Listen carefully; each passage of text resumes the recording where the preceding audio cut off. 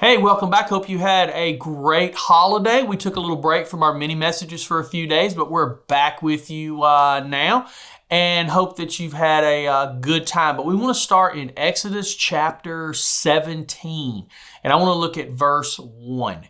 It says, at the Lord's command, the whole community of Israel left the wilderness of Sin, or Zin, depending on how you kind of pronounce that. There's some variation there. And moved from place to place. Eventually they camped at Rephidim. But there was no water there for the people to drink.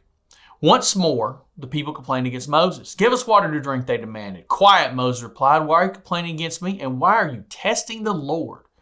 But tormented by thirst, they continued to argue with Moses. Why did you bring us out of Egypt? Are you trying to kill us, our children, our livestock with thirst? Then Moses cried out to the Lord. What should I do with these people? They are ready to stone me. Now, this is really similar to what they were dealing with previously in chapter 16 and chapter 15 with manna, right? They wanted to eat. Then they wanted meat. Now they want water. I mean, what do these people want? Food and water? I mean, give me a break.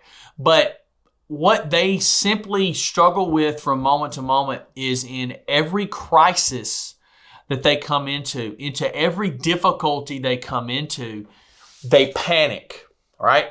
They just panic and they blame Moses. They blame God. We're going to die. I mean, did you not notice the plagues? Did you not notice this whole Red Sea thing that just happened? What about the manna from heaven, the quail? I mean, all these different things that God has supplied. You don't think he can handle this one too.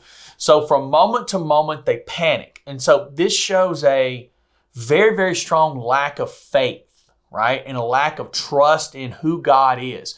And I'm not surprised by that because remember, these people had been in this bondage. They had not been, really close to God, I don't believe, as a people before Moses came into the picture. I think they had really drifted from the days of Abraham, Isaac, and Jacob. So they're trying to build that faith. But to be honest, they're really bad at it. And you know what? You're really bad at it too a lot of times, and I'm really bad at it. There's moments in life when I know I should trust God, relax, and be patient. But sometimes in those moments, I still panic. I still struggle with what's happening. And is God going to come through? Why is this happening? Oh, goodness, it's all going to collapse. When I can look back in my life and see all the places God has worked. And they complained against Moses, but notice what Moses says. Where was it at here? Why are you complaining against me? This is in verse 2. And why are you testing the Lord? See, Moses understood something. At the bottom of all of this was not really even him, it was God. He was God's spokesperson. Right? He was the prophet. He was the man God was using. But at the end of the day, it was God that was supplying all of these things.